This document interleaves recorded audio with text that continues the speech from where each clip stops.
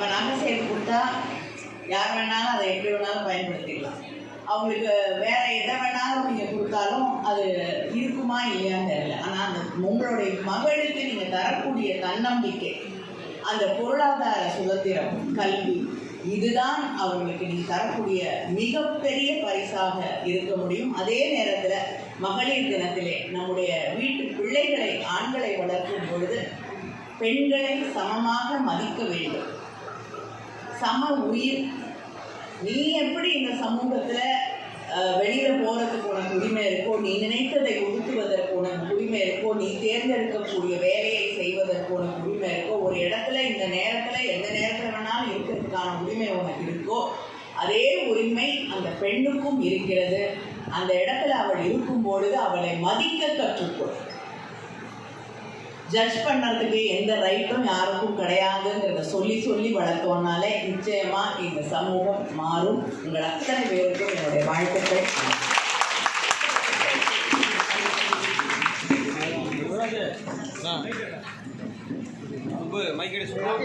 Thank you, madam.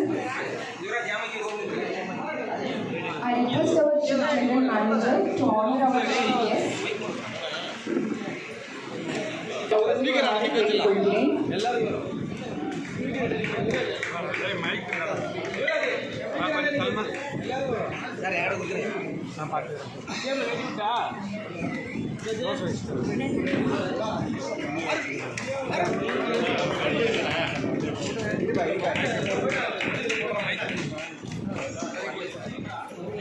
மதிப்பிற்குரிய mayor அவர்களையும் கௌரவிக்குமாறு கேட்டுக்கொள்கிறேன்.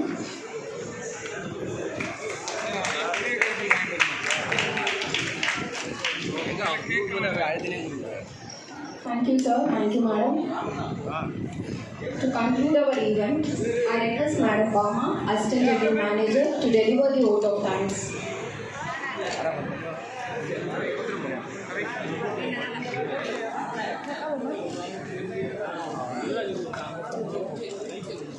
அனைவருக்கும் நிறைய நண்பர்கள் வாங்க.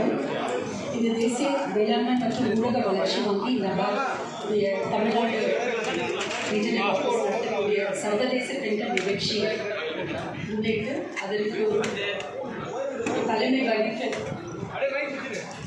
நமக்கு கனிவான வார்த்தைகளை வழங்கிய நாடாளுமன்ற உறுப்பினர் திருமதி கனிமொழி கருணாநிதி எங்களுடைய நன்றிகளை தெரிவித்துக் கொள்கிறோம். ஏன்னா நீங்கள் ஒரு பன்முகப்பட்ட ஒரு பிரமுகர், ஏன்னா உங்களை நாங்கள் வந்து வியந்து பார்க்கப்பட்டிருக்கக்கூடிய ஒரு கவிஞர், கல்லூரி காலங்களில் அப்புறம் நீங்கள் மீடியா போடுவோம், journalist ஆகிருக்காங்க. Privilege of being the first elected president of the Press Employees Union, பெரிய விஷயம். அப்புறம் தமிழ் மீது இருக்கக்கூடிய அவங்களுடைய ஆர்வம் அண்ட் அதை வழிநடத்த நாங்கள் சங்கமம்